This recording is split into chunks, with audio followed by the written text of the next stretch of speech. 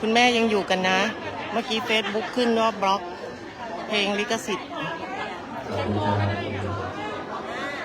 ได้ครับ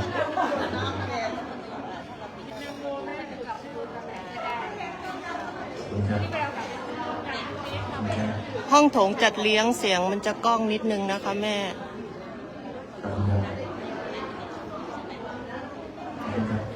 หนูเดินมาข้างหลังนิดนึงเพื่อให้มุมไม่น่าเบื่อนะคะ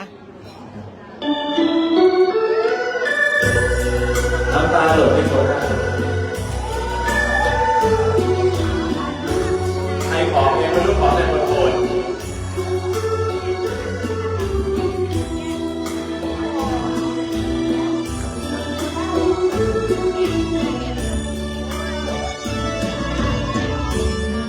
รถทัวร์ด้วยใจ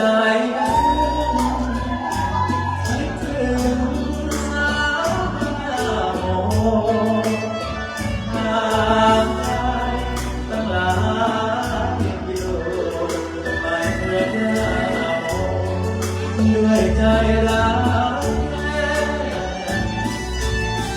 ผ่านน้องแผ่เล่นพ่อแสนทองดวงแผ่ด้วยบัวน้ำสาวน้องแผ่โลกมันแก่ที่แท้หนุ่มที่ก่อน